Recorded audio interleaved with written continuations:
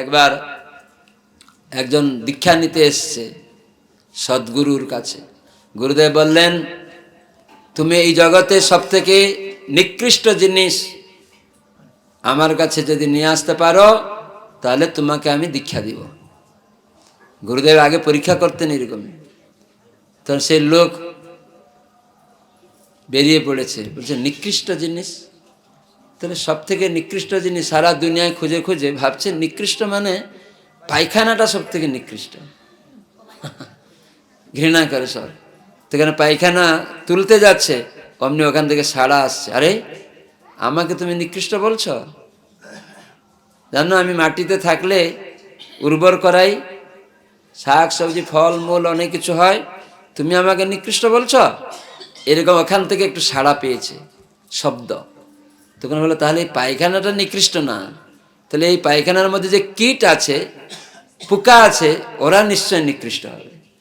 তখন ও পোকা তুলতে যাচ্ছে, অমনি এই তুমি আমাকে নিকৃষ্ট বলছো? আমি মাটিটাকে উর্বর করাই, জানো তুমি আমাকে নিকৃষ্ট বলছো? তখনও বুঝতে পেরেছে। তাহলে এই জগতে তখন চলে গেছে গুরুদেবের কাছে। গুরুদেব বললেন, নিকৃষ্ট বস্তু এনেছ? বলে হ্যাঁ, আমি হচ্ছে এই জগতে সব থেকে নিকৃষ্ট। তখন গুরুদেব বললেন, তুমি যোগ্য দীক্ষা নেওয়ার জন্য। তো যতদিন আমরা নিকৃষ্ট না হতে পারি, আমরা কখনো দীক্ষা নেওয়ার যোগ্যতা নেই।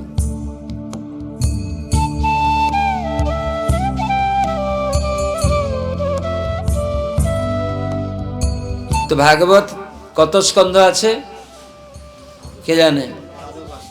দ্বাদশ স্কন্ধ। তো এই ভাগবত হচ্ছে ভগবানের অঙ্গ সদৃশ।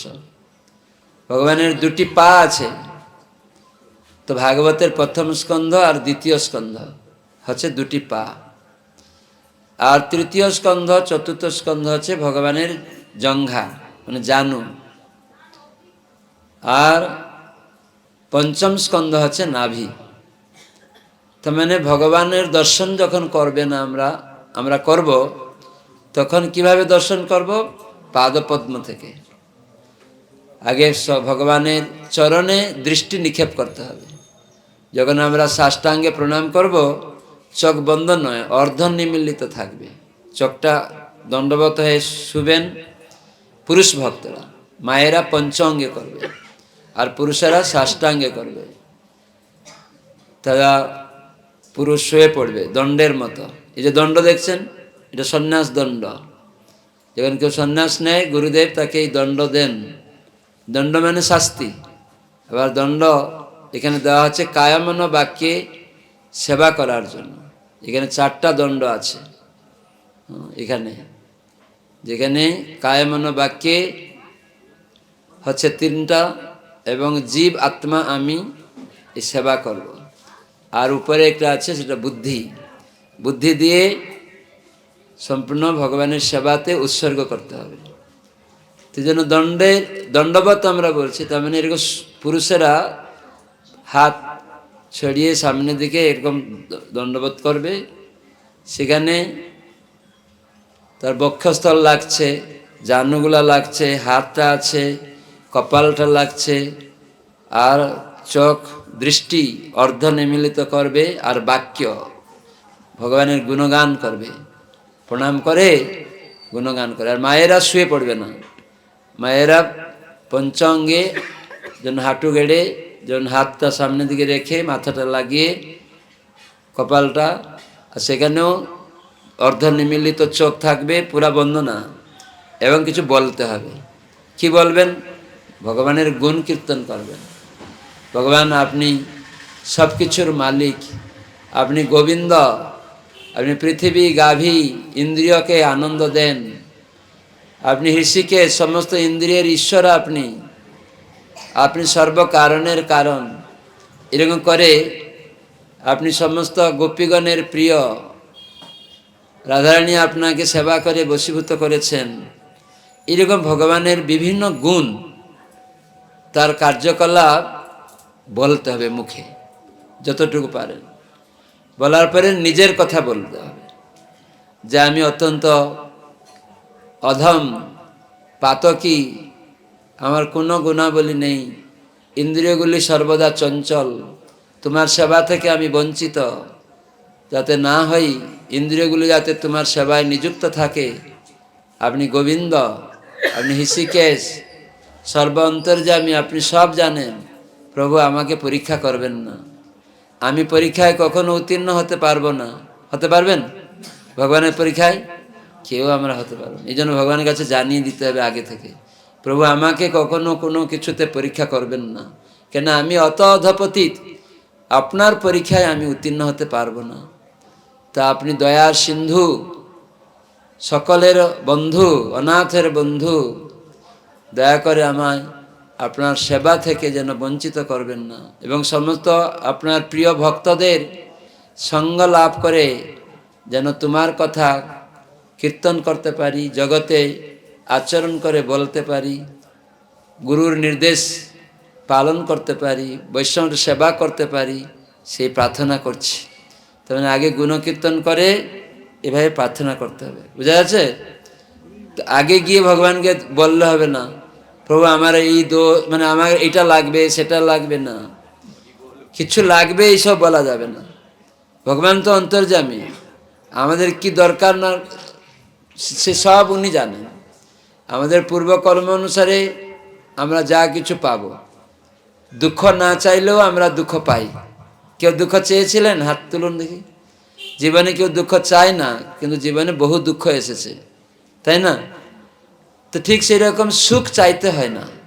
আজকাল দেখুন কলকাতায় কত ছেলে মেয়েরা সব চাকরিতে পাস হয়ে গেছে, মানে চাকরি পাবে, তাদের সব ইন্টারভিউ হয়ে আছে, কিন্তু চাকরি পাচ্ছে না। কেন? কেউ বলে আমি তো পাস করেছি, আমি তো একদম যোগ্য ব্যক্তি, প্রমাণ হচ্ছে যোগ্য, কিন্তু আপনার পূর্বকর্ম আপনাকে বন্ধ করে রাখছে। এইটা যখন কেউ জানবে, সে আর দুঃখ প্রকাশ করবে না, সে সুইসাইড করবে না। যে মূর্খ তারা সুইসাইড করবে, কিন্তু সে যখন কর্মের ধিক্কার দিবে, আমি পূর্বকর্মে এইভাবে এই লোককে আমি ঠকিয়েছিলাম, তাই এরা এখন আমাকে ঠকাচ্ছে, তাই আমার চাকরি হলেও আমি পূর্ব জীবনে কোনো এক জীবনে এই লোককে আমি এরকম, বা এই সরকারের কোনো এক লোক এখন আমাকে যে ঠকাচ্ছে, আমি এটা করেছিলাম। কেননা কর্ম না হলে এরকম শাস্তি আমরা পাবো না, নিজের দোষ দিতে হবে। আপনারা ভাগবত পড়লে বুঝতে পারবেন, জীবটা, প্রভুপাদ বলছেন, জীবটা যদি কামড় দিবেন, নিজের জীব কামড় হয়ে যায় না এখন, কখনো কখনো কামড় হয়, কাকে দোষ দিবেন? হ্যাঁ, নিজের দোষ। জীবটা কামড় দিয়ে বলেন এই তোর জন্য আমি জীবটা কামড়িয়ে ফেললাম, এরকম কেউ বলে নাকি? রাস্তায় হঠাৎ করে আপনি দাঁড়িয়েছেন, অ্যাক্সিডেন্ট হয়ে গেল, এটা পূর্বের কর্ম, বুঝতে পারছেন? তো যেন দুঃখবৎ অন্যত সুখম, আমরা কেউ চাই না সেগুলি আমাদের আসে, কিন্তু একটি জিনিস আমাদেরকে চাইতে হয়, দুঃখ চাইতে হয় না, কি সুখ চাইতে হয় না, পূর্বের কর্ম অনুসারে সংগঠিত হবে কাল, মানে সময়। দেখবেন কেউ ধনী ছিল গরিব হয়ে গেল, কেউ গরিব ছিল ধনী হয়ে গেল, তার পূর্ব কর্ম অনুসারে। কিন্তু আপনাকে হয়তো অনেক টাকা দেওয়া হলো বিজনেসের জন্য, বলে বাবা আমাকে 10 লাখ টাকা দিয়েছে বড় বিজনেসের জন্য, কিন্তু আপনার এই বিজনেস শুট নেই, আপনার কর্ম নেই, আপনি সব টাকা ফুটিয়ে শেষ।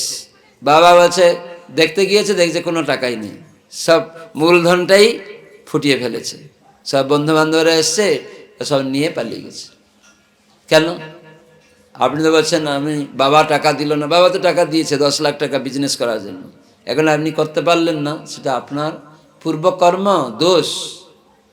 তো সেজন্য কর্ম না দৈব নেত্রেণ জন্তুর দেহ উপপতে, এখানে আমরা পূর্বকর্ম অনুসারে কেউ মহিলা কেউ পুরুষ, কেউ ধনী কেউ গরিব, কেউ শিক্ষিত কেউ অশিক্ষিত, এই জ্ঞান না থাকলে আমরা জীবনে লোককে দোষ দিব শুধু না। যেমন নিজের জীব কামড় দিলে কাউকে দোষ দেওয়া যায় না, তাই আমাদের যা কিছু এখানে আমরা পেয়েছি, এখানে ধনী গরিব শিক্ষিত অশিক্ষিত যা কিছু, কখনো প্রধানমন্ত্রী হয়ে ফেল করলো, আবার আর নেই, মুখ্যমন্ত্রী ফেল করলো, পরে দেখা গেল কেউ আগে মুখ্যমন্ত্রী ছিল চলে গেছে, আবার কেউ প্রধানমন্ত্রী ছিল চলে গেছে, তা সে চিরকাল থাকলে পারলো না কেন? হ্যাঁ কি না? আমি চিরকাল যৌবন থাকলাম না কেন? বুড়ো হয়ে গেলাম কেন? আমি তো চাইনি বুড়ো হতে, অন্ধ হতে চাইনি, কেন হয়ে গেল? এসব পূর্বের কর্ম আমাদেরকে এগুলি করবে, কাল আসবে, এসব করবে। এই জন্য ভাগবত প্রথম স্কন্ধে নারদ মুনি ব্যাসদেবকে বলেছেন, তস্যৈব হেতু প্রয়তিত কোবিদ।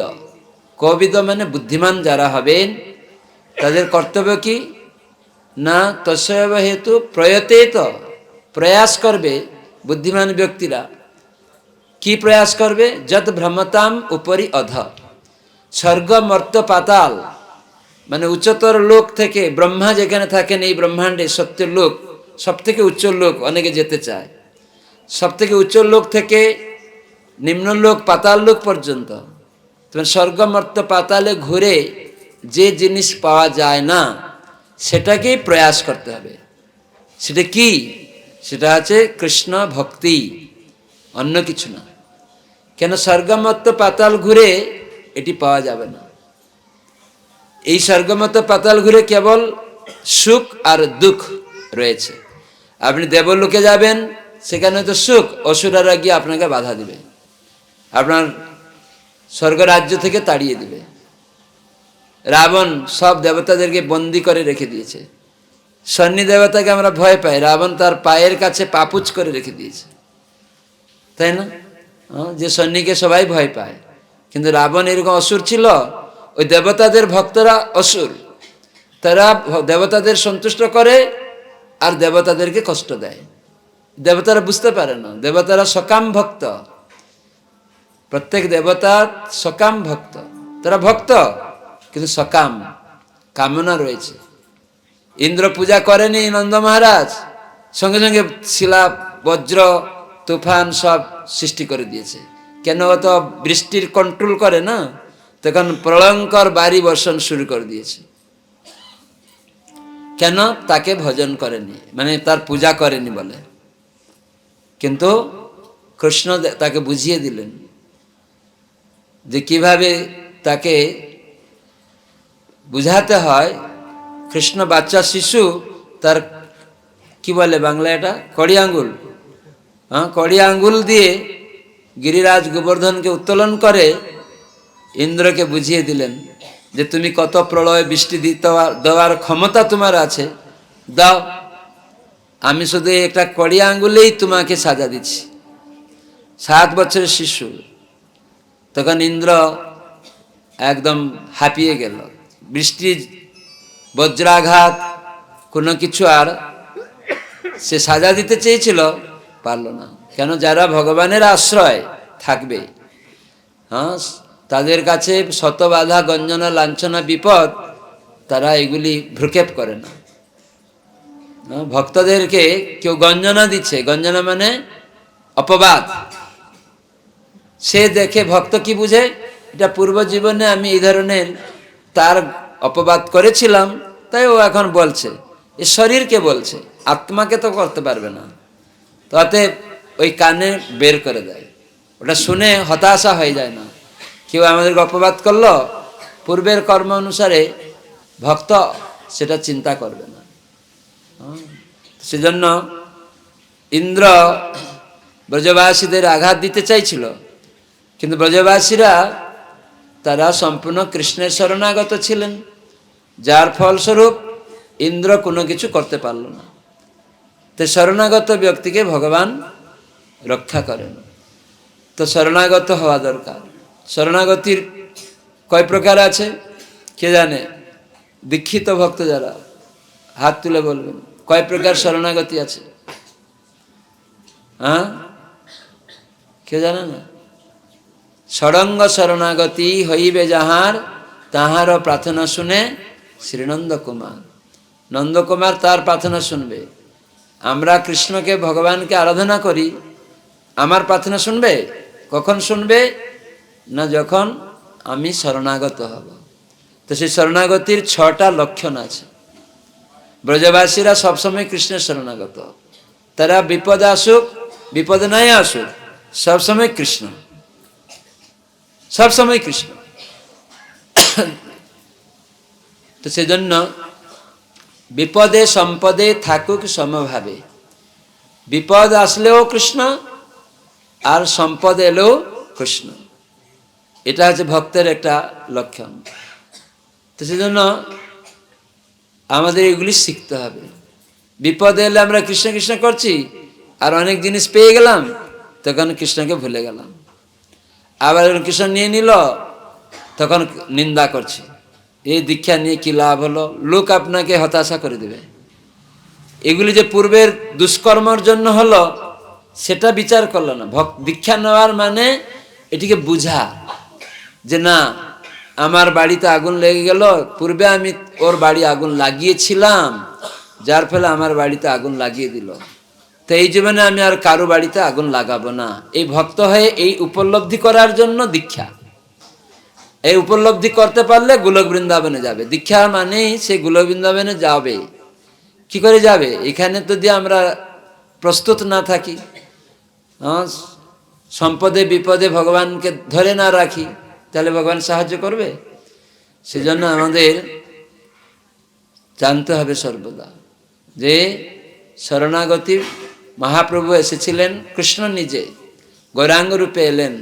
নামটা পরিচয় একটা গান আছে, শ্রীকৃষ্ণ চৈতন্য প্রভু জীবে দয়া করি, সপার্ষদ ধাম সহয় অবতরি, অত্যন্ত দুর্লভ প্রেম করিবারে দান, শিখায়ে শরণাগতি ভকতের প্রাণ, দৈন্য আত্মনিবেদন গুপ্তৃতে বরণ, অবশ্য রাখিবে কৃষ্ণ বিশ্বাস পালন, ভক্তি অনুকূল মাত্র কার্যের শিকার, ভক্তি প্রতিকূল ভাব বর্জনাঙ্গীকার, ষড়ঙ্গ শরণাগতি হইবে যাহার, তাহার প্রার্থনা শুনে শ্রীনন্দ কুমার। নামটা পরিচয় আছে, এটা আমাদেরকে মুখস্থ না হলেও উপলব্ধি করতে চেষ্টা করতে হবে, দেখে দেখে বুঝতে হবে। ও শরণাগতির 6 প্রকার। সেটা কি? দৈন্য। দৈন্য মানে জানেন? দৈন্য মানে কি? অভিমান শূন্য, মানে কোনো অভিমান রাখলে হবে না। কয় প্রকার অভিমান আছে জানেন? কে জানে? ভাগবত প্রথম স্কন্ধে 8ম অধ্যায়ে কুন্তী মাতা এই 4 প্রকার অভিমানের কথা বলেছেন। 4টা মদ বা অহংকার, অভিমান। কে জানে?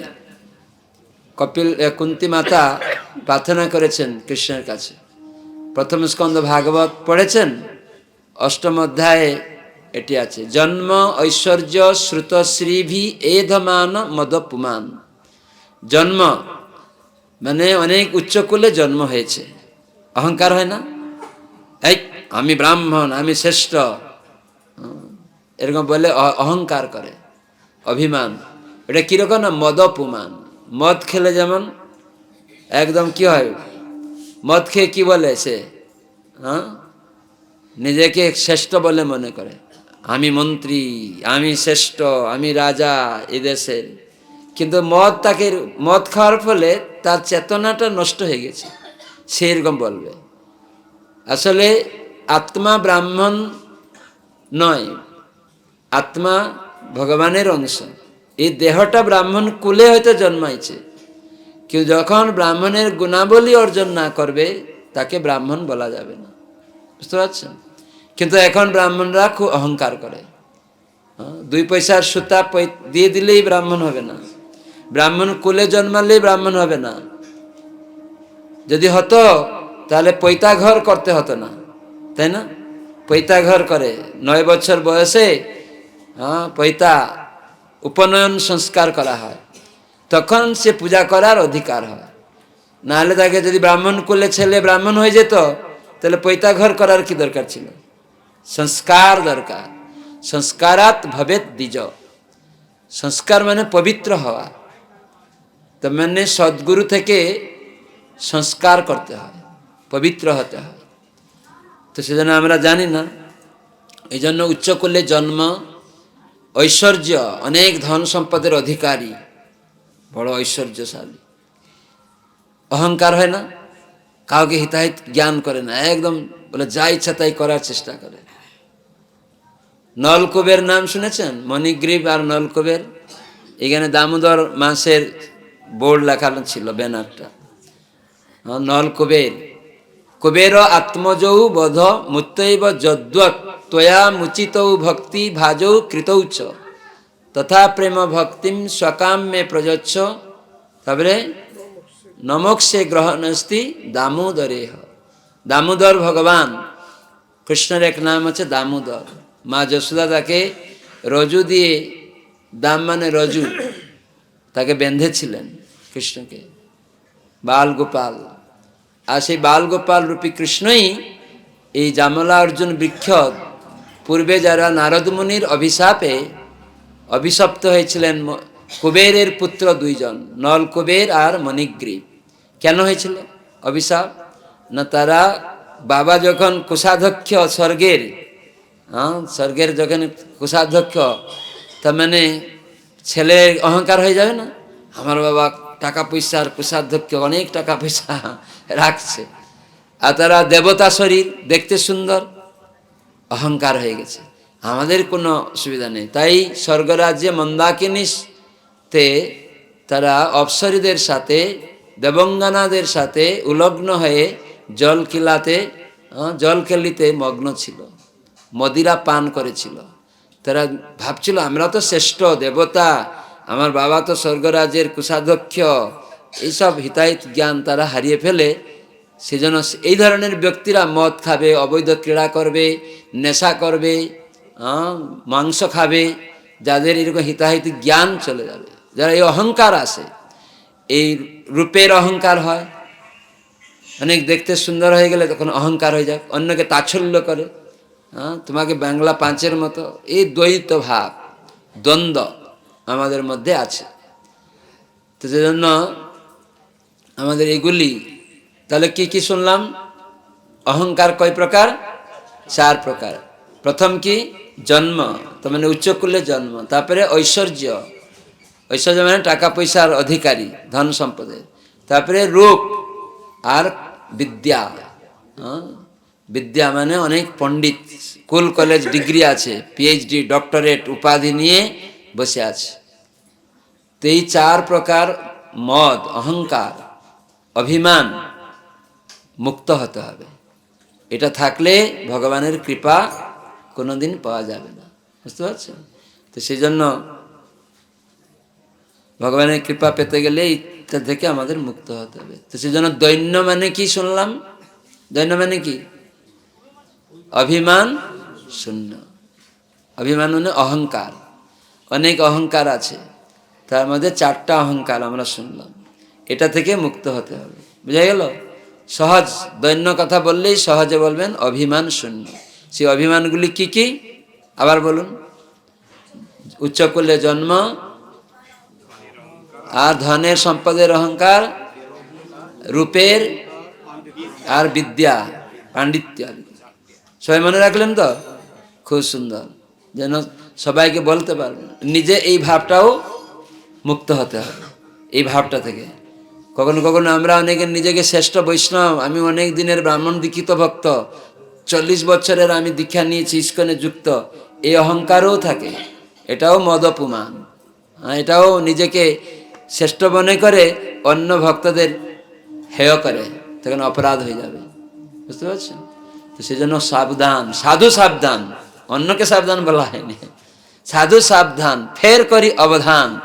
অবধান মানে সতর্ক, আবার মনে করিয়ে দিচ্ছি, আবার তোমাকে মনে করিয়ে দিয়েছি।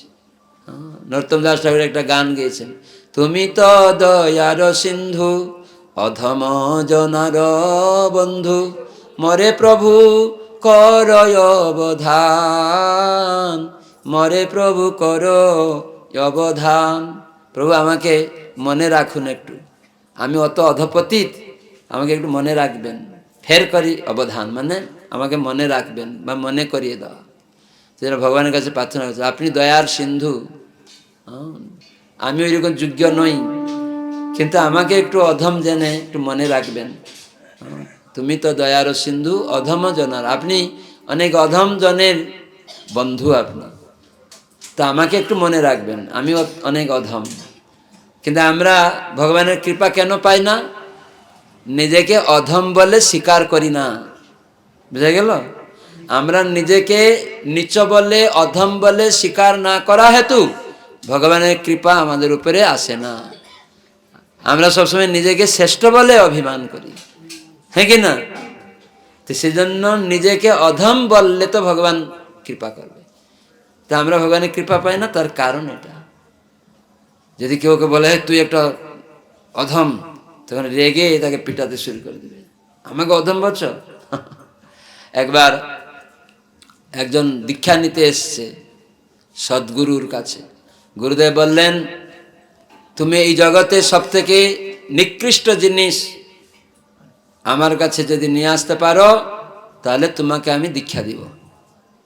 গুরুদেব আগে পরীক্ষা করতেন এরকমই। তখন সেই লোক বেরিয়ে পড়েছে, বলছে নিকৃষ্ট জিনিস। তাহলে সব থেকে নিকৃষ্ট জিনিস সারা দুনিয়ায় খুঁজে খুঁজে ভাবছে নিকৃষ্ট মানে পায়খানাটা সব থেকে নিকৃষ্ট। ঘৃণা করে সব। সেখানে পায়খানা তুলতে যাচ্ছে, অমনি ওখান থেকে সাড়া আসছে, আরে আমাকে তুমি নিকৃষ্ট বলছ? জানো আমি মাটিতে থাকলে উর্বর করাই, শাক সবজি ফল মূল অনেক কিছু হয়, তুমি আমাকে নিকৃষ্ট বলছ? এরকম ওখান থেকে একটু সাড়া পেয়েছে শব্দ। তখন বলো তাহলে এই পায়খানাটা নিকৃষ্ট না, তাহলে এই পায়খানার মধ্যে যে কীট আছে, পোকা আছে, ওরা নিশ্চয় নিকৃষ্ট হবে। তখন ও পোকা তুলতে যাচ্ছে, অমনি এই তুমি আমাকে নিকৃষ্ট বলছ? আমি মাটিটাকে উর্বর করাই, জানো তুমি আমাকে নিকৃষ্ট বলছো? তখনও বুঝতে পেরেছে। তাহলে এই জগতে তখন চলে গেছে গুরুদেবের কাছে। গুরুদেব বললেন নিকৃষ্ট বস্তু এনেছ? বলে হ্যাঁ, আমি হচ্ছি এই জগতে সব থেকে নিকৃষ্ট। তখন গুরুদেব বললেন তুমি যোগ্য দীক্ষা নেওয়ার জন্য। তো যতদিন আমরা নিকৃষ্ট না হতে পারি, আমরা কখনো দীক্ষা নেওয়ার যোগ্যতা নেই। এখন গুরুদেব যদি কখনো বলে তোমার এখন দীক্ষা হবে না, জেলা প্রচারে বলো না এবারে দীক্ষা হবে না, অপেক্ষা করুন, সঙ্গে সঙ্গে বলো না আমি আর ইস্কনে নেই, আমি ওইখানে নেই, এই ডিপার্টমেন্ট নেই, আমি চললাম, থাকলো ঝুলা চললো ভুলা, তখন সব ভুলে যাবে। গুরুকে ভুলে গেলে, সদ্গুরুকে আশ্রয় নিয়েছিল। গুরু মহারাজ বলছেন দীক্ষা মানে গুরুতে আসক্তি। দীক্ষা মানে প্রথম, শাস্ত্রে অনেক কথা আছে দীক্ষা শব্দের অর্থ, কিন্তু দীক্ষা মানে সহজে গুরু মহারাজ বললেন গুরুতে, সদ্গুরুতে আসক্তি। যখনই আমি দীক্ষা পাইনি কিন্তু গুরুর নির্দেশ পালন করছে, ওইটাই দীক্ষা। কিন্তু আমি দীক্ষা নিয়েছি, গুরুর আদেশ পালন করি না, ওটা অবজ্ঞা করছে। গুরু অপরাধী, নাম অপরাধী, তো তার কোনো কৃপা হবে না। কিন্তু একজন গুরুর আদেশ পালন করছে, যথাযথভাবে আনুগত্যভাবে সেবা করছে, প্রচার করছে, কিন্তু দীক্ষা হলো না, কিন্তু ও গুরু কৃপা পাবে, ভগবানের কৃপা পাবে। কিন্তু একজন দীক্ষা হয়ে গেছে, পালন করে না, ও অপরাধী হয়ে যায়, আরো বারবার শাস্তি পাবে, গুরুকেও কষ্ট পেতে হবে। বুঝতে পারছেন? তো জন্য গুরুর আদেশ পালনটাই আসল দীক্ষা, আর গুরুতে আসক্তিটাই আসল দীক্ষা। হ্যাঁ, আমার দীক্ষা হোক না হোক আমি ছাড়ব না। আগে গুরু মহারাজ দীক্ষা হলে আমি দেখেছি, প্রথমে উনি এসে বলতেন, কেউ এখনো মনোনিবেশ করেননি, স্থির করেননি দীক্ষা নেওয়ার জন্য, কারু প্ররোচিত হয়ে কারুর দ্বারা দীক্ষা নিতে বসে গেছেন, তারা এখন এখান থেকে উঠে যান, চলে যান। গুরু মহারাজ এরকম বলেন। গুরু মহারাজ যদি কাউকে ইন্ডিকেট করেন, আমি একবার দেখলাম 30 জন ব্রাহ্মণ দীক্ষার জন্য সব মাথা নেড়া করে, যজ্ঞ হয়ে গেল, হরিনাম দীক্ষা হয়ে গেল। ব্রাহ্মণ দীক্ষার জন্য তো মন্ত্র আবার গুরু মহারাজ ঘরে দেওয়া হয়, মানে গায়ত্রী মন্ত্র ইত্যাদি। যজ্ঞ টজ্ঞ গুরু মহারাজ বললেন তোমরা আহুতি দিয়ে এখানে আসবে। তো গুরু মহারাজ যখন ঘরে সব গেছে, রাত্রে গুরু মহারাজ স্নান টান করে আবার বস্ত্র পরে মন্ত্র, গায়ত্রী মন্ত্র দিবেন। এমত অবস্থায় বললেন যারা সব পরীক্ষা দিয়েছ সবাইয়ের খাতাটা আমাকে দাও। তো খাতাটা নিয়ে দেখছেন গ্রন্থ অধ্যয়ন হয়নি, কেউ গ্রন্থ পড়েনি, এক একজন করে 30 জন বাতিল করে দিল। একটা মাতাজি কেবল গ্রন্থ অধ্যয়ন করেছে। তখন গুরু মহারাজ এক একজনকে জিজ্ঞাসা করলেন, আমাদেরকে ডাকলেন, তো ওরা কান্নাকাটি করছে। গুরু মহারাজ বলছে তোমাদের কোনো দীক্ষা হবে না, তোমরা কেউ গ্রন্থ পড়নি, গুরুর আদেশ পালন করনি, অজুহাত দিচ্ছ আমাদের কাছে ভাগবত নেই, পড়তে পারিনি, এরকম বলছো। তখন গুরু মহারাজ ওই মাতাজিটাকে জিজ্ঞাসা করলেন, তুমি কি করে পড়লে? তখন আমার নাম বলে বলছে, আমি মায়াপুরে আসতাম, তো ওনার থেকে ভাগবত একটা একটা করে এনে পড়ে আবার দিয়ে আসতাম, আর এইভাবে আমি ভাগবত পড়েছি। তার গুরু মহারাজ বললেন, দেখো ওখানে অনেক ব্রহ্মচারীও ছিল, 10-12 জন ব্রহ্মচারী। বলে দেখো, ও অত দূর থেকে এসে 50 কিলোমিটার দূর থেকে এসে মায়াপুর থেকে বই নিয়ে ভাগবত নিয়ে পড়ে পড়ে একটা করে শেষ করলো, আর তোমরা মায়াপুরে থাকো ব্রহ্মচারী, তোমরা পড়নি। অনেক গৃহস্থও ছিল, সবাই অজুহাত দিচ্ছিল, বই নেই, এই নেই। হ্যাঁ, কিন্তু গুরু মহারাজ বলছে অজুহাত শোনা যাবে না। বলে এই একজনই কেবল গায়ত্রী মন্ত্র পাবে, মন দীক্ষা মানে উপনয়ন সংস্কার হবে, আর তোমরা কেউ পাবে না, তোমরা কেউ এখনো যোগ্যতা অর্জন করেনি। সবাই কান্নাকাটি শুরু করে দিয়েছে। গুরুদেবের আদেশ এরকম কঠোর। একটা ভক্ত স্ত্রীকে মেরেছিল, গুরু মহারাজ বললেন তোমার দীক্ষা হবে না। বৈষ্ণব অপরাধ করছো, নাম অপরাধের মধ্যে কত নম্বর অপরাধ আছে? বৈষ্ণব অপরাধ মাতাজি, ওই যে মাতাজি 2 নম্বর। কত নম্বর বৈষ্ণব অপরাধ? কত নম্বরে আছে?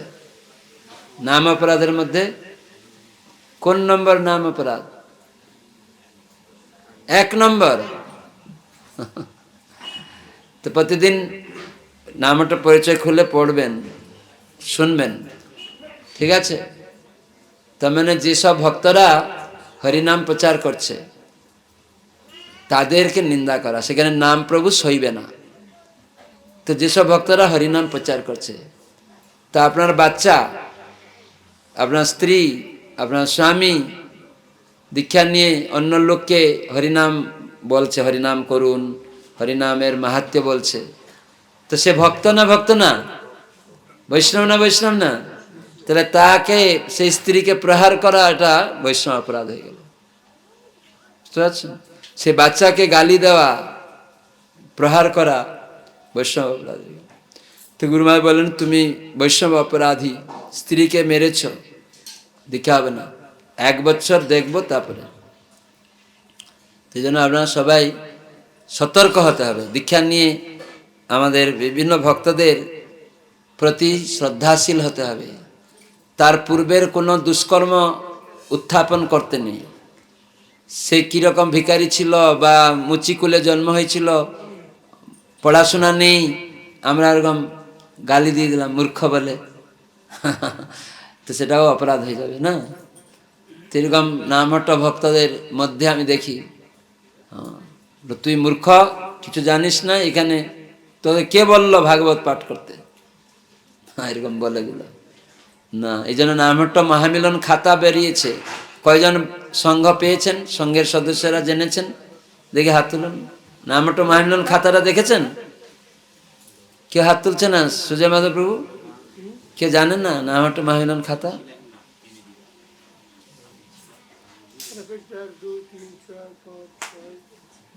এখানে অনেক সদস্য আসছে। নামহট্ট মহামিলন খাতা রেডি করে আমরা পাঠালাম, যাতে সপ্তাহে বসবে, সব সেবা দেওয়া হবে, সব শিখবে। ওই খাতাটা এত সুন্দর করা হয়েছে, আগে সম্পূর্ণ খাতায় কি কি লেখা আছে পড়তে হবে, পড়ে বুঝতে হবে, সদস্যদের মধ্যে বুঝাতে হবে, তারপরে ওটা স্টার্ট করতে হবে। প্রতি সপ্তাহে মহামিলনে আগের দিনে, আজকে যদি আমরা এই সচিদানন্দ স্বরূপ প্রভুর বাড়িতে বসেছি, মহামিলন হচ্ছে, তাহলে আমাদের সেই মহামিলনে আজকের দিনে সব কিছু আলোচনা হলো, কীর্তন হলো, যার যার সেবা ছিল সে সবাই করলো। তারপরে শেষে আবার আগামী সপ্তাহে এই সংঘের, এই যে নামহট্ট সংঘ এখানে রয়েছে, কি নামহট্ট সংঘ এখানে? এই নামহট্ট সংঘের নাম কি? গঙ্গারামপুর ইস্কন অনুমোদিত গঙ্গারামপুর শ্রী শ্রী হরে কৃষ্ণ নামহট্ট সংঘ। তো এই গঙ্গারামপুরের যারা সদস্য, কারা আছেন হাত তুলুন দেখি।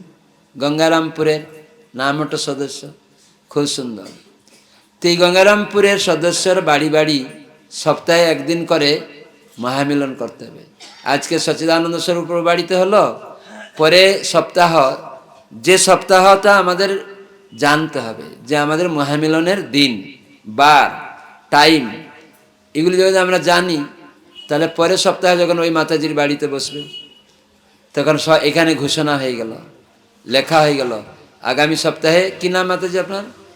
আপনাকে জিজ্ঞাসা করছি। আপনি হ্যাঁ, আপনি হাত তুলেছিলেন। এই গঙ্গারামপুর নামহটের সদস্য তো? হ্যাঁ, আপনার নাম কি? তো চম্পা দত্ত মাতাজির বাড়িতে আগামী সপ্তাহে মহামিলন হবে। তো এখানে যারা সদস্য 10 জন আছে, তারা সবাই জেনে গেল। তো এই বাড়িতে গিয়ে কি কি করতে হবে? তার মানে ওখানে ঠাকুর সাজাতে হবে। যেমন এখানে ঠাকুর সাজানো, আমরা এসে দেখছি সাজানো হয়নি, কিন্তু ঠাকুর সাজানো সিস্টেমটা দেখানো, যেহেতু জানে না তাই জন্য কেউ করছে না। দীক্ষিত ভক্তরা সব এগুলি তো আগে থেকে শিখবে। তো আগে থেকে আমরা আসবো, ভক্তরা আসবে, তো সেখানে আগে থেকে সব সেবা দিতে হবে, না দিলে হবে না। মহামিলনের আগে যদি আমরা জানি সুজয় মাধব প্রভুরা আসবে, মহারাজরা আসবে, তাদের আগেই আমরা সব রেডি করে রাখবো। তখন দেখে তারা খুশি হবে। ঘর দ্বার পরিষ্কার রাখবো, বাথরুম পরিষ্কার রাখবো, ভক্তরা যাবে বাথরুম ইউজ করবে, ভক্তরা ঘরে আসবে দেখবে ঠাকুর ঘর পরিষ্কার, বারান্দা পরিষ্কার। নিজের বাড়ির লোকেরা এগুলি রাখতে হবে, সদাচার। ভক্ত বাড়ি মানে কোনো মাকড়সা ফান্দও থাকবে না, তাদের বেডিং, বিছানা, বাথরুম সব ঝিকঝাক করবে, একটু নোংরা লেগে থাকবে না, মগ টক কালো হয়ে থাকবে না। বাড়িতে এসেই ভক্তরা দেখবে যে হ্যাঁ এরা ব্রাহ্মণ। ব্রাহ্মণের গুণ হচ্ছে সুচিতা, পবিত্রীকরণ। এইরকম ভাব না হলে কেবল দীক্ষা নিয়ে খালি লোক দেখানো গোরা ভজা হলে হবে না।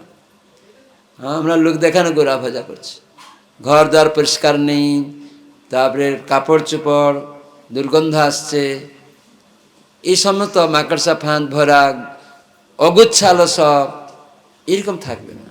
ঠাকুর ঘরটাও গুছালো থাকবে, যেন একটা মহিলা থাকবে না। আমাদের দেখি তো ঠাকুরের মহিলা অনেক কালো, চারিদিকে আমি দেখি প্রায় জায়গাতে। আমরা শুধু হরি কথা শুনছি, অনেক লীলা কথা শুনছি, কিন্তু সদাচার পালন করছি না। তো ভগবানের কথা শোনা মানে কি? ভগবানের সম্বন্ধে আমাদেরকে তো পরিচ্ছন্নতা থাকতে হবে। হ্যাঁ, তো সেটা হচ্ছে দিব্য গুণ। গীতায় কৃষ্ণ বলেন যে পরিচ্ছন্নতা হচ্ছে দিব্য গুণ, অপরিচ্ছন্নতা হচ্ছে আসুরিক গুণ, অসুর। হ্যাঁ, তো সেখানে ভক্ত সাজলে হবে না। তার মানে আমি অপরিচ্ছন্ন, মানে আমি আসুরিক ভাবাপন্ন রয়েছি, এখনো ভালো না। সেজন্য এগুলিও বুঝতে হবে। তো জন্য নামহট্ট মহামিলনে লিখে দেওয়া হলো যে আগামী সপ্তাহে এই বাড়ি হবে, ওখানে সেই বাড়ির লোক সতর্ক থাকবে। তারা আগে মানে পরিষ্কার পরিচ্ছন্ন, সব দিন তো পরিষ্কার রাখলে একদিনে কি পরিষ্কার করা যাবে? সেজন্য সব দিন পরিষ্কার পরিচ্ছন্ন ভক্ত বাড়ি লাগবে। লক্ষ্মী আসবে কি করে? লক্ষ্মী মাতা যদি অপরিষ্কার অপরিচ্ছন্ন থাকবে, আসবে নাকি? আগে আমরা দেখতাম বাড়ি ঘরগুলি, আগেকার আমরা দেখেছি গোবর দিয়ে লেপন হয় প্রতিদিন সূর্যোদয়ের আগেই। তারপরে যে রাত্রে খেয়ে রেখেছিল সেগুলা কেউ দেখতে পাবে না, ভোরে উঠে পুকুরে সব পরিষ্কার করে সূর্যোদয়ের আগে রেখে দিয়েছে মায়েরা। আর উঠোন টুঠন ঝাড়ু দিয়ে বিছানা টিছানা সব পরিষ্কার, বাচ্চারা বা বাড়ির সব লোকেরা উঠেই দেখবে পরিষ্কার পরিচ্ছন্নতা। আগে এটা ছিল, এখন নেই আর। বাংলাদেশের লোকেরা দেখি এরকম করে, তাদের যারা যারা ইন্ডিয়াতে বাংলাদেশের লোক এসছে তাদের পরিষ্কার পরিচ্ছন্নতা অনেক দেখা যায়। কিছু কিছু বাংলাদেশের লোক আবার ভারতেও আছে। তো সেজন্য এগুলি আমরা যেন গ্রহণ করি। সেজন্য সেবা দিতে হবে। কেন সেবা দিতে হবে? কেন? সেবা হচ্ছে আত্মার ধর্ম, আর এই সেবা দ্বারা ভগবান বশীভূত হন। তা আমি সেবা শিখব। নামহট্ট মহামিলনে আমি সদস্য হলাম, তাহলে আমার বাড়িতে আর যে 10 জন সদস্য, এই বাড়িতে আমরা 10 জন এসেছি, পরের বাড়িতে ওই মাতাজির বাড়ি হচ্ছে, লেখা হয়ে গেছে, ওখানে সদস্যরা যাবে। কোন বার হয় মহামিলন? এই গঙ্গারামপুরের নামহট্ট মহামিলন কোন দিন বসে, কোন বারে? হ্যাঁ, কোন বার? মঙ্গলবার, বুধবার, বৃহস্পতিবার, কোন বার? রবিবার। মাতাজি বলতে পারছেন না? বসে তো না, খালি নামে নামহট্ট। সুজয় মাধব প্রভু কোথায়? এখানে দেখো, আমি জিজ্ঞাসা করছি, আমি প্র্যাকটিক্যাল জিনিসটা জানতে চাইছি। খালি আমিও হরিকথা বলতে আসিনি, আমি দেখতে এসেছি যে এখানে প্রচার হচ্ছে, কি করছে ভক্তরা, করে কি না। দেখো, নামহট্ট মহামিলন বার বলতে পারছে না গঙ্গারামপুরের কোন দিন। এই জন্য খাতাটা এই জন্য দেওয়া হয়েছে, লেখা থাকবে সব, কোন বারই বলতে পারছে না। নিন্দনীয় ব্যাপার, লজ্জার ব্যাপার। সদস্য হাত তুললো, কিন্তু কোন বারে বসে জানে না। রবিবার তো বলবে, যারা সদস্য তারা রবিবার তো বলবে, তারা চুপচাপ আছে। সবাই জানে রবিবার। ধন্যবাদ। তো এটা বলতে কি অসুবিধা? আমরা তো বাঘ নই যে ভয় পাচ্ছেন, আমি তো আদান প্রদান করছি, জিজ্ঞাসা করছি। ভয় পাচ্ছে নাকি? ভয় পাওয়ার কিছু নেই, সরলতা রাখতে হবে আমাদের। জিজ্ঞাসা করলে, আপনারা যদি বসেন, আমরা রবিবার বসি। কোন টাইমে বসে? সন্ধ্যা থেকে বিকাল থেকে, সেটা লেখা থাকবে সব। প্রত্যেক সদস্য 10 মিনিট 15 মিনিট আগে আসতে হবে। এই জন্য এই খাতাটা আমরা চালু করতে চাই, এবং যাতে মানুষ অলস না হয়। আস্তে আস্তে আমরা অলস হয়ে গেছি, হ্যাঁ। তো সেই জন্য অলসতা হচ্ছে তমগুণের লক্ষণ। তার মানে প্রভুপাদ চেয়েছেন, মহাপ্রভু চেয়েছেন, আমাদের গুরুদেব চেয়েছেন যে প্রত্যেক ব্যক্তি ভক্ত তারা যেন অলস না হয়, তমগুণে না থাকে, তারা যেন উত্তম স্তরে আসে। সত্যগুণ কমপক্ষে এসে বিশুদ্ধ সত্যতে আসতে পারে, তার জন্য চেষ্টা। তো কমপক্ষে সত্যগুণ, এই নামহট্ট মহামিলনে যাওয়া মানে সত্যগুণ গুণাবলী অর্জন করতে। নামহট্ট মহামিলনে যাওয়া মানে সত্য গুণাবলীতে অর্জন করতে। তার মানে টাইম বলা হয়েছে যে 6টা থেকে 8টা আমাদের মহামিলন, তার মানে আমি 15 মিনিট আগে পৌঁছে গেলাম। তার মানে আমি সত্যগুণের অলস নয়। তার মানে আমাকে এটা জোর করে ওই গুণেতে উত্তীর্ণ হতে অভ্যাস করাচ্ছে। তো এই জন্য সত্যগুণাবলী ভাব প্রকট হচ্ছে। তো সেখানে হাততালি দিয়ে কীর্তন, হরিনাম, প্রসাদ, এগুলি আস্তে আস্তে সত্যগুণ ভাব আসবে। রজতম গুণ থেকে আমরা মুক্ত হব, এবং ক্রমে ক্রমে সদ্গুরুর আশ্রয় দীক্ষা নিয়ে তখন সে ভগবত সেবাতে যুক্ত হয়ে যাবে এবং বিশুদ্ধ সত্য স্তরে উপলব্ধি করতে পারবে। তো সেটাতে অভ্যাস করতে হবে। তো এই জন্য আমার অনুরোধ, এই নামহট্ট মহামিলন খাতা নিয়ে যারা লিডিং করছেন, উপচক্র, চক্র, মহাচক্র, মালা। হাওড়াতে মালা সেনাপতি আছে? হয়নি এখনো। হাওড়াতে মালা সেনাপতি হয়নি। মালা সেনাপতি মানে 108টা নামহট্ট সংঘ দেখবে। বুঝতে পারছেন কেন হচ্ছে না? অনেক পুরানো ভক্ত। মালা সেনাপতি দায়িত্ব নিতে হবে। বুঝতে পারছেন? 108টা গ্রুপকে দেখতে হবে। কি করে দেখবেন? সবাইকে ভালোবেসে, শাসন করে নয়, ভালোবেসে সবার কাছে যেতে হবে, পা ধরে নিতে হবে। নিজেকে সিনিয়র বলে হলে হবে না। আমি ব্রাহ্মণ দীক্ষিত, আমি অনেক সিনিয়র, আমাকে সম্মান করলো না, আমাকে ডাকলো না। মালা সেনাপতি মানে সেবক, মহাচক্র সেনাপতি মানে সেবক। আমরা দাস, দীক্ষা নিয়ে সবাই বলেছি প্রচারে সাহায্য করব। কখনো আমরা যেন আমাকে ডাকলো না তাই যাইনি, এরকম না। আগে আমরা প্রচারে যেতাম, কেউ ডাকছে না ডাকছে এরকম, সঙ্গে সঙ্গে গিয়ে ঢুকে যেতাম আগে আমরা যখন প্রচার করেছি। এখন তো প্রচারকদেরকে না ডাকলে আমাকে ডাকিনি, আমি যাব কেন, এরকম না। প্রচারক চক যে কোনো জায়গায়, আপনারাও প্রচারক। মালা সেনাপতি, উপচক্রপতি, চক্রপতি সবাই প্রচারক। তার এলাকায় 4টা সংঘ দেখবে, তাকে ডাকতে হবে কেন? তার গ্রুপ তো আমার বাড়ির লোক, আমাকে কি খেতে ডাকতে হবে নাকি? টাইম হয়ে গেছে, রান্না হয়ে গেছে, গিয়ে বসে যাবে, খেয়ে নেবে, আমাকে ডাকতে হবে কেন? তো এরকম না, আজকাল সব ডাকতে হয় দেখি। প্রসাদ টাইম হয়ে গেল, প্রভু আসুন, এরকম না। আমরা টানি 9টায় প্রসাদ, 9টায় আগে চলে যাব। এসব এখন ভক্তরা অলস হয়ে যায়। সে আমাদের ব্রহ্মচারী থেকে শুরু করে, গৃহস্থ থেকে শুরু করে, সব এইরকমই ডেকে ডেকে খাওয়াতে হয় আজকাল। টাইম হয়ে গেছে, চলে যাবে, বসে। সেই জন্য যারা প্রচার করবে, যারা উপচক্র চক্র সংঘ সম্পাদক হবে, সদস্য হবেন, আপনাদেরকে ডাকতে হবে না। আমার মহামিলন দিন গঙ্গারামপুরের আমাদের রবিবার, আমাদের 6টায় বসে, আমি 15 মিনিট আগে চলে যাব। আমাকে গত সপ্তাহে সেবা দেওয়া হয়েছিল ঠাকুর সাজানো, তাহলে আমাকে কখন আসতে হবে? 15 মিনিট আগে আসতে হবে। আমাকে দেওয়া হয়েছে শতরঞ্জি মাদুর বিছানো, কখন আসতে হবে? আগে আসতে হবে। তাহলে যখন এই যে সচ্চিদানন্দ স্বরূপ প্রভুর বাড়িতে অনুষ্ঠান হবে, আপনারা জেনেছেন, তো উনি একা, তাহলে আমরা যদি সদস্য ভক্ত হই, আগে একটু চলে গিয়ে, আর প্রভুরও দায়িত্ব যে প্রভু আসবেন একটু আগে আগে, সবাই আমরা একটু গুছিয়ে নিব সব রকম জিনিস। তখন যদি লিস্ট করে দায়িত্ব দিয়ে দেওয়া হয় সঙ্ঘের সদস্যদের, যে আপনি এসে একটু এগুলা বিছাবেন, আপনি একটু মাইকটা ঠিক আছে কিনা দেখে নেবেন, আপনি ঠাকুরটা এবং সবজি আমান্য হলো কিনা, যেখানে রান্না হবে প্রভু এসছে কিনা, এরকম প্রত্যেক ভক্তের দায়িত্ব দিয়ে দিলে ওই দিনের অনুষ্ঠানটা গুছালো হবে, সর্বাঙ্গ সুন্দর হবে, কখনো আর সেখানে কোনো অসুবিধা থাকবে না, হ্যাঁ কি না?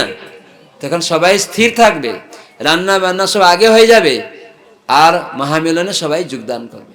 যদিও নামটো মহামিলনে রান্নার জিনিস থাকবে না, কেবল মুড়ি কলা চিড়ে, হ্যাঁ, এই সমস্ত মহামিলনে। আর যখন উপচক্র মিলন হবে, 4টা গ্রুপ এক জায়গায় বসবে, সেদিন হয়তো একটু অন্ন ডাল সবজি করতে পারে, এরকম নয় ছানা মাখন খাওয়াতে হবে না। আমাদের পরিস্থিতি অনুসারে আমাদেরকে সব করতে হবে। নাম যশ পাওয়ার জন্য বিরিয়ানি করে দিলাম, বিষ্ণুভোগ, এইরকম নাম যশ পাওয়ার জন্য যেন প্রসাদ মনোভাব না হয়। যেমন সবসময় আমরা চালাবো, সেজন্য একটু লাফড়া, একটু ডাল, অন্ন হয়ে গেলে হয়ে যাবে। কি ছানা মাখন এসব চিন্তা করতে হবে কেন? এই জন্য চার্জ করে এইটা করতে হবে তোমাকে, না। ভক্তরা সবসময় গুরু মহারাজ বলছেন, প্রত্যেকের অধিকার দেখে তাদের সাথে আদান প্রদান করবে, অধিকার দেখে। এরকম আদেশ করে দিলাম একটা, এটা করতে হবে, এরকম না।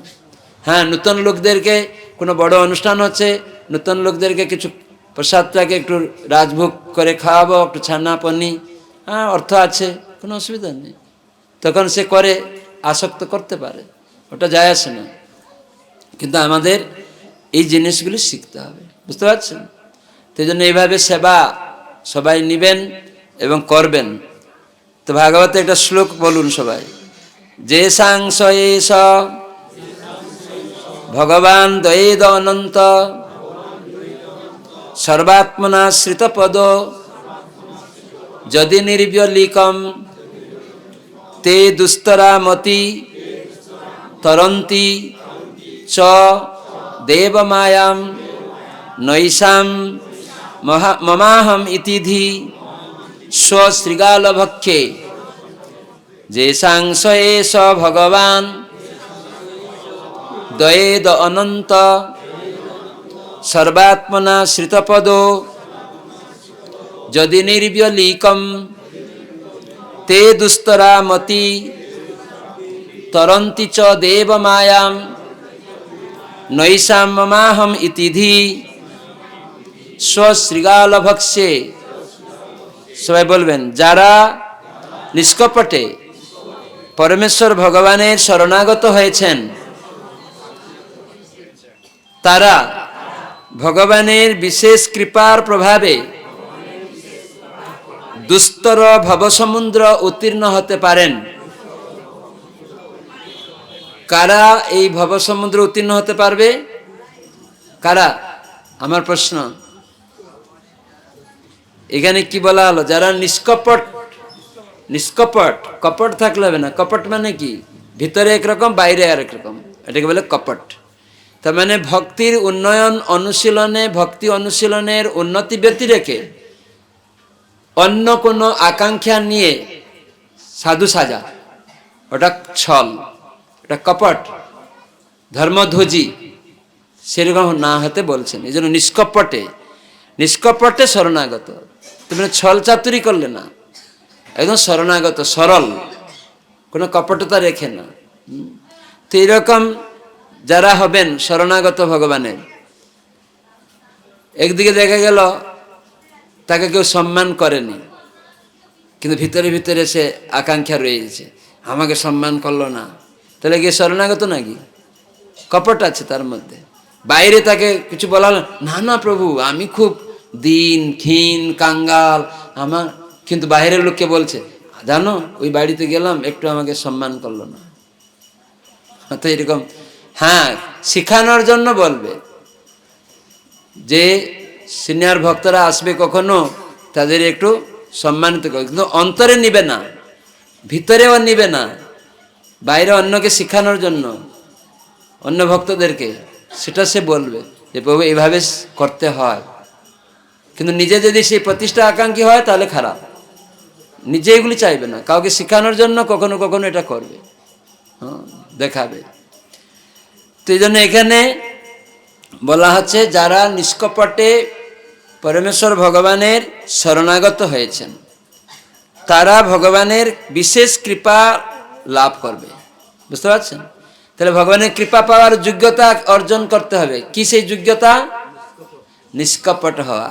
এইভাবে গ্রন্থ পড়ে নিজেকে নিজে প্রশ্ন তৈরি করতে হবে যে এইটা একটা প্রশ্ন, মানে আমি আবিষ্কার করছি। আমরা জানতাম না যে কিভাবে ভগবানের শরণাগত হতে হয়, কিভাবে ভগবানের শরণাগত হয় সেটা জানতাম না, কিভাবে দুস্তর ভবসমুদ্র পার হওয়া যায়, জানি না ভগবানের কৃপা কি করে পাওয়া যায়, এগুলো আমরা জানতাম।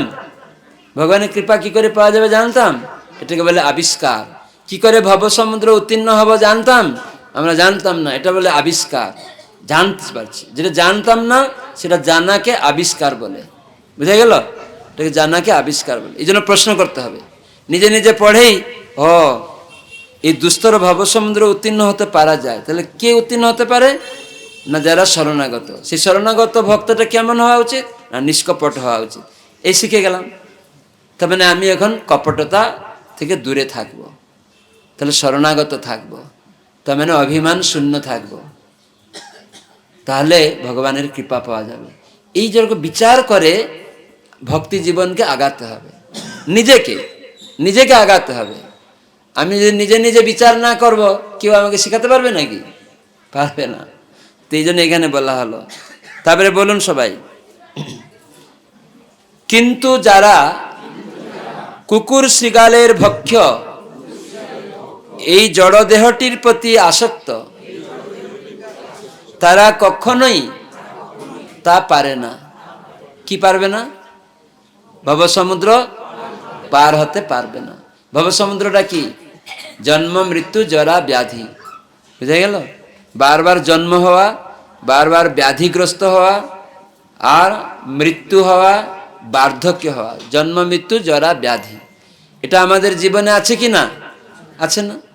এটা বারংবার ঘটছে, যাতে আমাদের এই আত্মা এই জড়দেহর এরকম ঘটছে। এই আত্মার একটা চিন্ময় দেহ আছে, তাতে আমাদের গ্রহণ করতে হবে। যেমন আপনারা কেউ পোশাক পরেছেন, জামা প্যান্ট, তা আপনার এই দেহতে হাত আছে পা আছে বলে যে কাপড় সেলাই করা মিস্ত্রি আপনার মাপ নিয়ে ওই রকম হাত পাটাও তৈরি করে দিয়েছে, হ্যাঁ কি না? তার মানে এই পোশাকটার হাত পা আসলো কেন?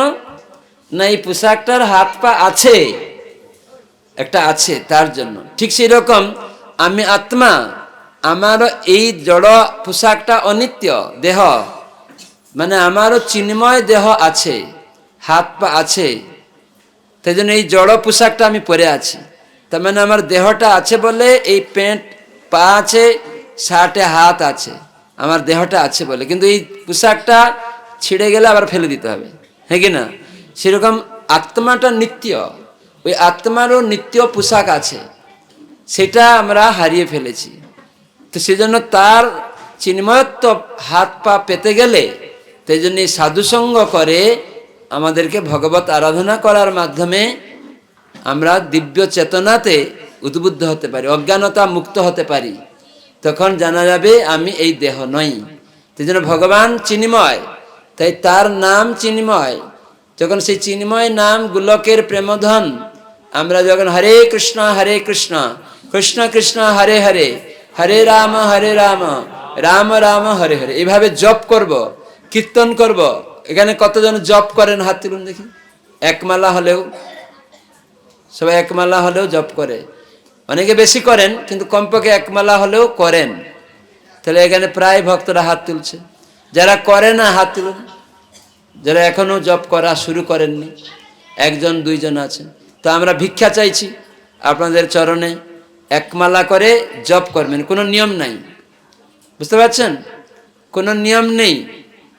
কি বাড়িতে খাচ্ছেন কি করছেন এতে নিয়ম নেই হরিনাম করতে। করবেন তো? তো জপমালা নিয়ে অভ্যাস করবেন। আপনার নামটের সদস্য হয়েছেন, সদস্যর যোগ্যতা হচ্ছে একমালা জপ করা। সে কি খাচ্ছে, কি চাকরি করছে, কি ব্যবসা করছে, ওটা বিচার নয়। কোন কুলে জন্ম, সে মহিলা না পুরুষ, না ধনী না গরিব, সে শ্রদ্ধা আছে, ভগবানের নাম করে। তার মানে যুগধর্ম ভগবানের নাম আশ্রয় করে নিয়েছে। এখন হয়তো সে সম্পূর্ণ নিয়ম জানে না, নাই জানো, কিন্তু শ্রদ্ধা আছে যে কলিযুগে ভগবানের নাম রূপে এসেছেন, আর এই নাম করলে সব কিছু সিদ্ধি লাভ হয়, এই বিশ্বাস রেখেছে। ব্যাস, সে সদস্য হওয়ার যোগ্যতা অর্জন করছে। তো সেজন্য যারাই সদস্য হন বা হবেন, নতুন নতুন নামট সংঘ গঠন করবেন পাড়াতে পাড়াতে, দয়া করে সেই সব সদস্যরা যেন একমালা জপ করে। মাসে সপ্তাহে যেদিন মহামিলন হবে ওই দিন একটু নিরামিষ খায়, একদিন অভ্যাস করার জন্য। বুঝতে পারছেন? মানুষ তো সপ্তাহে অনেক দিন নিরামিষই খায়, তাই না? কেন এখন লোক জেনে গেছে আমিষে, ডাক্তাররা বলছে কত রোগ তৈরি হচ্ছে। আমিষ আহার হসপিটালে যদি খোঁজা যায়, মদ্য মাংস ভুজি মানুষটাই বেশি। যদি বুদ্ধিমান হবে কেউ, তারা এটা খাবে না। তো জোর করে ছাড়তে পারবেন না। প্রসাদ খেলে, সাধুসঙ্গ করলে, হরিনাম করলে আপনা থেকে চলে যাবে। ওই বিদেশিরা মদ মাংস মানুষকে খেত, জানেন? প্রভুপাদের সঙ্গে হরিনাম করেছে, গীতা ভাগবত শুনেছে, প্রসাদ মাঝে মাঝে খেয়েছে, একদিন তাদের মধ্যে থেকে মানুষকে খাওয়া প্রবৃত্তি চলে গেছে, গো মাংস খাওয়া প্রবৃত্তি চলে গেছে, গো রক্ত পান করা প্রবৃত্তি চলে গেছে। এমনকি চা পান পর্যন্ত খায় না, কেবল শাকন্ন নিবেদন করে প্রসাদ খায়। কি করে হলো? গীতায় কৃষ্ণ বলেছেন উচ্চ জিনিস পেলে খারাপটা যাবে, আপনাকে জোর করে ছাড়তে হবে না। এই জন্য আমরা বলি না নামহট্ট সদস্য যে প্রথম যারা আসবে জোর করে মাছ মাংস ছাড়তে হবে না, তারা প্রসাদ খাবে। মহামিলন দিনে এসে কণা বাতাসা পেলেও, ফলমূল পেলেও, একটু চিড়া কলা পেলেও প্রসাদ পেল। আবার কখনো কখনো এরকম বৈষ্ণব সেবা হচ্ছে কারো বাড়িতে, তখন হয়তো মহাপ্রসাদ অন্ন ডাল সবজি গ্রহণ করছে। আজকে কি এখানে প্রসাদ হবে? অন্ন ডাল সবজি, সবার জন্য অন্ন ডাল সবজি, বৈষ্ণব সেবা সচ্চিদানন্দ প্রভু আয়োজন করেছে, তো খুব ভালো। তো সেজন্য সবসময় যে নামহট্ট মহামিলনে এরকম থাকবে না। নামহট্ট মানে আমরা 5-10 জন নিজেরা নিজেদের বাড়িতে আমরা অভ্যাস করার জন্য শিখব। কেউ গরিব লোক থাকতে পারে, সপ্তাহে এক এক দিন এরকম চেঞ্জ হয়ে হয়ে মাসে একবার আবার পড়বে। সে যদি প্রতি মাসে এরকম তাকে খাওয়াতে হয় তাহলে অসুবিধা হবে। সেজন্য একটু বাতাসা, একটু ফল, একটু চিড়ে, একটু কলা, একটু গুড়, একটু নারকেল মেখে ভোগ লাগিয়ে রেখে দেবেন, মহামিলনে খাওয়া হয়ে গেল। আর কখনো ভাবলেন না না আমার বাড়িতে একটু বৈষ্ণব সেবা করবো, অন্ন ডাল সবজি, সেটা বছরে একবার আপনি করতে পারেন, সেটা আপনাকে মানা নেই। বুঝতে পারছেন? সেটা পরামর্শ করে করবেন। তো এই জন্য এখানে আমরা শুনলাম যারা নিষ্কপটে পরমেশ্বর ভগবানের শরণাগত হয়েছেন আর তারা হচ্ছেন বুদ্ধিমান। নির্বলিকম, এখানে নির্বলিক মানে বুদ্ধিমান বলা হয়েছে। হ্যাঁ, নির্বলিক ব্যক্তি মানে নিষ্কপট, নির্বলিক মানে নিষ্কপট, বুদ্ধিমান। বুদ্ধিমান যারা তারা কপট করবে না, ছলচাতুরি করবে না, তারা নিষ্কপট। তো নিষ্কপট ব্যক্তিরা যারা ভগবানের শরণাগত হন, ভগবানের দয়া তাদের উপরে বেশি হবে, অনন্ত দয়া। আর যারা কপটতা রাখে তারা এই কুকুর শিয়াল ভক্ষ্য, দেহটা যখন আত্মা চলে যাবে ফেলে দিলে কে খাবে? কুকুর শিয়াল টানাটানি করবে। তো এই কুকুর শিয়াল ভক্ষ্য দেহেতে যাদের আত্মবুদ্ধি, কিসে আত্মবুদ্ধি? অভিমান। কিসে অভিমান? আবার ঘুরে আসছে, কিন্তু আমি এই জন্য এই কথাগুলি বলছিলাম এখানে সেগুলি আসবে বলে। তো মানে ওই অভিমান কি? সেটা আমি শ্রেষ্ঠ, আমি ধনী, আমি বিজ্ঞ, আমি রূপবান, এই যে ভাব, এটা সেজন্য তারা এই দেহটাকেই ভাবছে তার মানে এটা ফেলে দিলে কুকুর শিয়াল খাবে? আপনি ধনী হলেও ফেলে দিলে কুকুর শিয়াল খাবে? ব্রাহ্মণ শরীর হলেও কুকুর শিয়াল খাবে? আপনি সুন্দরী হলেও ফেলে দিলে কুকুর শিয়াল খাবে? তো যারা এই দেহের প্রতি আসক্ত হয়ে যাবে, দেহাত্ম বুদ্ধি, আত্মজ্ঞান জানবে না, কুকুর শিয়ালের ভক্তি হবে, ভগবান তাদের কখনো কৃপা করবে না। সেই জন্য আমরা ভগবানের কৃপা পেতে চাই, তাহলে কি করতে হবে না, আমাদের শরণাগত হতে হবে, নিষ্কপটে ভগবানের সেবায় যুক্ত হতে হবে। তো সেই জন্য নামহট্ট সংঘ তৈরি করা হয়েছে। তো এই জন্য আমাদের অনন্য ভক্ত হতে হবে, অনন্য ভক্ত। এখানে প্রভুপাদ তাৎপর্যের মধ্যে বলছেন, ভগবানের অনন্য ভক্ত ভগবানের মহিমা বুঝতে পারবে। ভগবানের যে কার্যাবলী মহিমা আছে না, সেটা কে বুঝতে পারবে? অনন্য ভক্ত। অনন্য মানে কি? ন অন্য, মানে কৃষ্ণ ছাড়া অন্য কারু শরণাগত না। বুঝা গেল?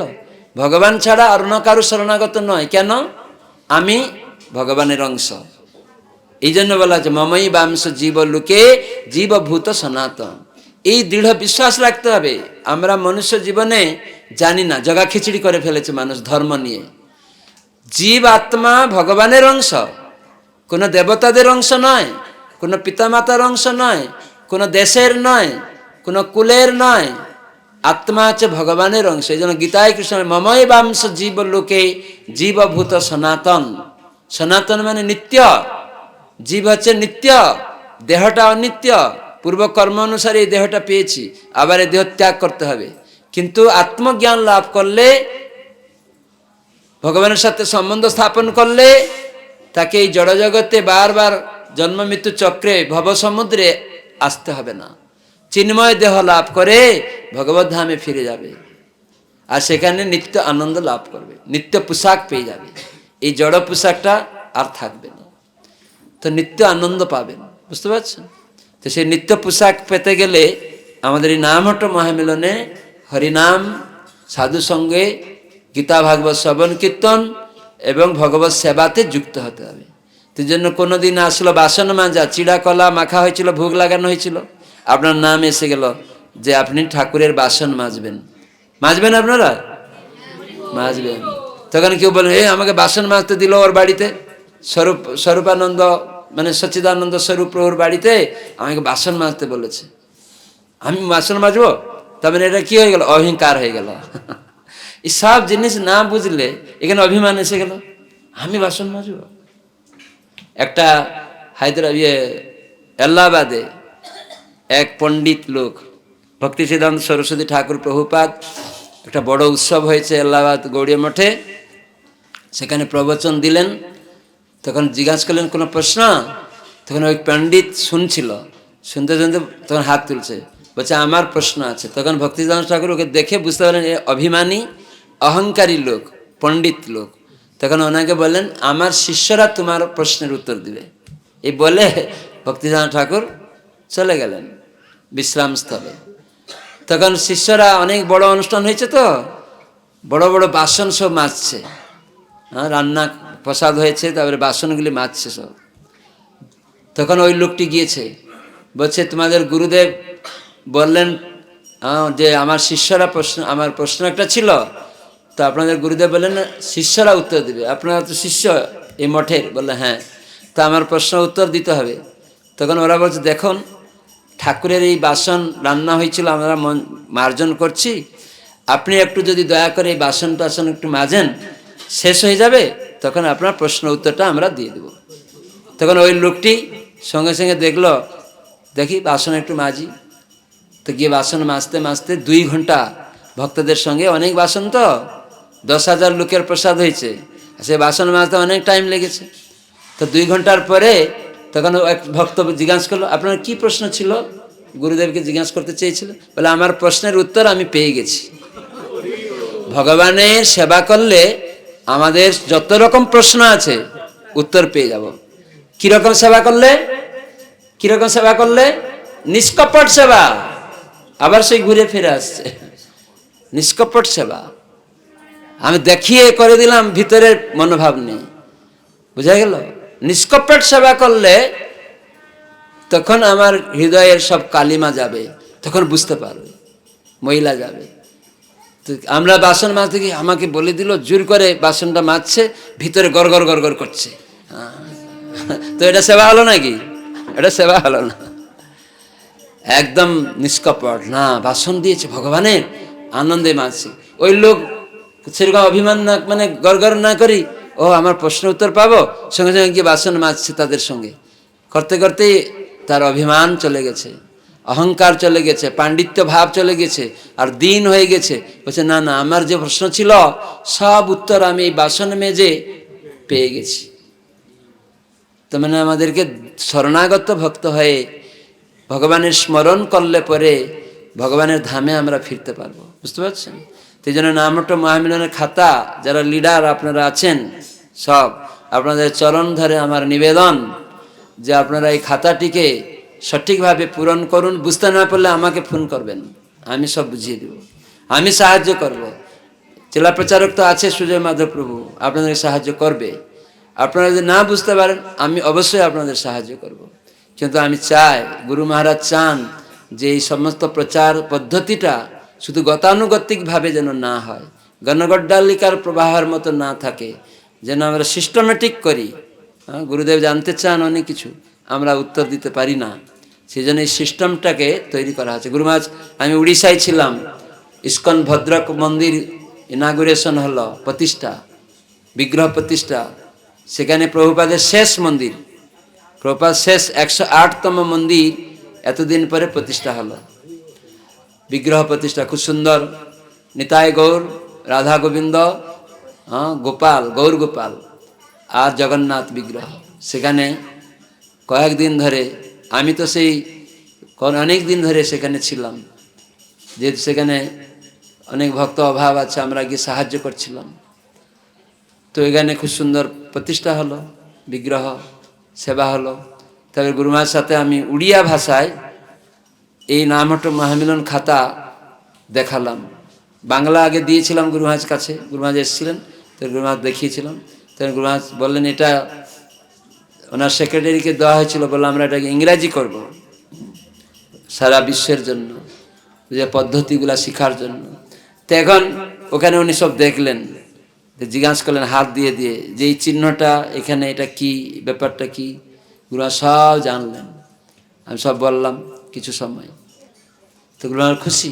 তো আপনারা যদি এটাকে পূরণ করে প্রতি বছর সপ্তাহে সপ্তাহে রেডি করে রাখবেন এবং এক এক ভক্তকে উন্নয়নের জন্য সাহায্য করবেন এবং সেবা জন্য তাদেরকে শিখাবেন, তাহলে কি হবে, এই এলাকায় সব জায়গায় মানুষ ধীরে ধীরে উৎসাহ পাবে যে আমাদেরকে শিখানো হয়, ওখানে আরতি শিখাচ্ছে, ওখানে একটু কিভাবে সাজাতে হবে এসব শেখানো হচ্ছে। সেবা আমি করেছি, বাসন মেজেছি, আমি একটু আরতি গাইতে আমাকে বলা হয়েছিল, তো মানে শেখানোর জন্য আপনাকে দিয়ে দেওয়া হলো আগামী সপ্তাহে আপনি একটু আরতি গাইবেন, তুলসী আরতি। সুর থাক না থাক একজন আপনার সঙ্গে একসাথে গাইবে। আমরা এই যে গান টান জানি না, এখনো তাল ভেঙে যায়, কিন্তু ভক্তদের পিছনে পিছনে গাইতে গাইতে গায়েন, বাজাতে বাজাতে বায়েন, এইসব হয়ে যাবে। বাংলা এরকম বলে না, গাইতে গাইতে গায়েন। তার মানে একজন ভক্ত গাইছে, তার পিছে পিছে শিখতে চাইলে উৎসাহ নিয়ে আপনিও গান করতে পারবেন। কিন্তু আমরা যদি নামটো মাহিনা কাউকে গাইতে না দিই তো শিখতে পারবে? সেই জন্য দিয়ে দিতে হবে জোর করে, মাতাজি আপনি আগামী সপ্তাহে এই গুরুদেব কৃপা বিন্দু দিয়াটা গাইবেন। তার মাতাজি নিয়ে গেল, শিখলো, মুখস্থ করলো, মুখস্থ নাই হোক বই দেখে পড়বে। আর সে যাই স্বর নেই তার, কিন্তু এসে যে ভক্ত জানে তার পাশে বসে যাবে। মাতাজি শুরু করুন, গুরুদেব কৃপা বিন্দু দিয়া কর এই দাসে, তারপরে কি তৃণাধিক, হ্যাঁ তৃণাধিক অতি হীন, তৃণাপেক্ষা অতি হীন। তার মানে তৃণাপেক্ষা অতি হীন কেন বলা হলো? এটা তৃণ অপেক্ষা হীন কেন বলা হয়েছে? কে বলতে পারে? কেন তৃণ থেকে হীন কেন বলা হলো? হ্যাঁ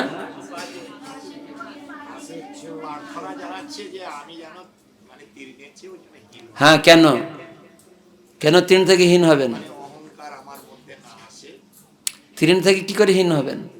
কেন তৃণের কথাটা বলা হলো কেন? মাতাজি বলুন।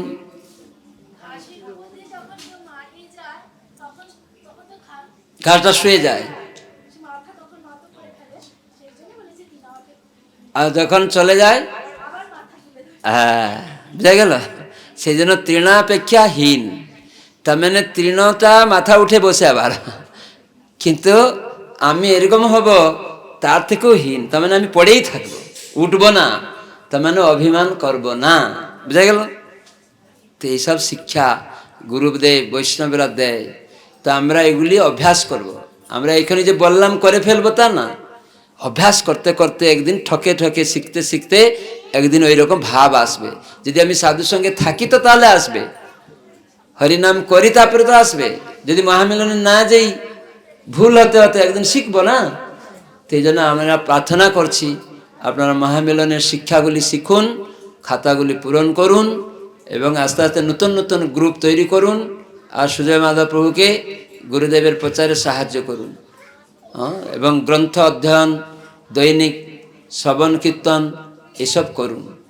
ঠিক আছে, এখানে আমরা শেষ করব যে অনন্য ভক্ত ভগবানের মহিমা কেবল জানবে, কেবল যারা কৃষ্ণকে জানে। জগা খিচড়িওয়ালা জানবে না, হ্যাঁ, বলবে যার কাছে যাও সব এক, এরকম বলবে যারা, তারা কখনো ভগবানকে জানতে পারবে না। একবার মুকুন্দ না, কি নাম, আমাদের মুরারি গুপ্ত নাম শুনেছেন? মুরারি গুপ্ত, উনি হনুমানের অবতার। তখন মহাপ্রভু তখন নিমাই ছোট্ট, তো মুকুন্দর সাথে মাঝে মাঝে কন্দল হতো।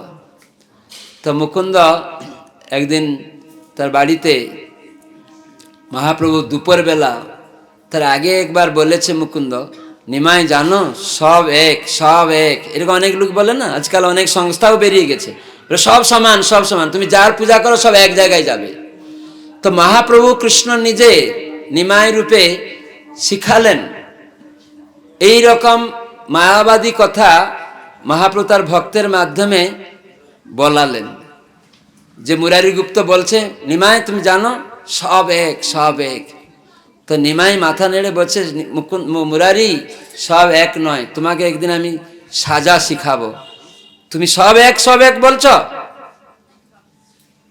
তখন মুরারি গুপ্ত মধ্যাহ্নে খেতে বসছে, অমনি নিমাই পৌঁছে গেছে, মুরারি আমি এসে গেছি, তোমাকে সেদিন বলেছিলাম।